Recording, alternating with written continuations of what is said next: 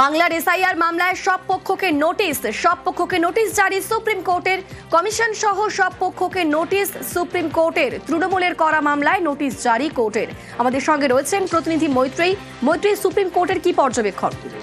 দেখো, আজকে প্রধান বিচারপতি সূর্যকান্তর বেঞ্চে এই মামলার শুনানি ছিল এবং সেখানে দোলা সেন এবং ডেভিড ওব্রায়েনের যে মামলার যে আবেদন তার হয়ে সওয়াল করেন কপিল সিবাল। এবং কপিল সিবাল এখানে উল্লেখ করেছিলেন যে বাংলা একটা অদ্ভুত প্রক্রিয়া চলছে এসআইআর নিয়ে, এবং সেখানে হোয়াটসঅ্যাপে নির্দেশ পাঠাচ্ছে জাতীয় নির্বাচন কমিশন।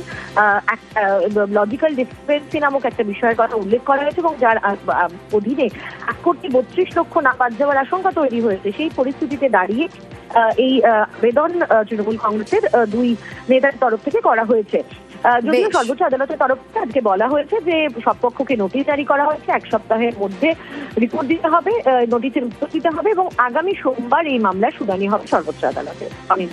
ধন্যবাদ। আমাদের তো একটা অ্যাপ্লিকেশন করেছিলাম, তাতে আমরা অনেক পয়েন্ট নিয়েছি। মাইক্রো অবজারভার, তারপর 1,30,00,000 লজিক্যাল ডিসক্রিপেন্সি, তারপরে হচ্ছে কিভাবে কত হোয়াটসঅ্যাপ মেসেজ, তাতে সব ইনস্ট্রাকশন দেওয়া হচ্ছে।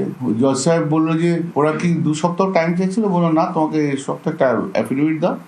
একটি মেয়েকে চিঠি পাঠিয়েছে, মানে নোটিশ পাঠিয়েছে, তাতে বলছে why your father was having 6 children. বিহারের এসআইআর এর সঙ্গে এবারের এসআইআর এর অনেক তফাৎ রয়েছে। যদি ফুলিয়ে ফাঁপিয়ে অ্যালিগেশন হয় না, কোর্ট বিশ্বাস করে না।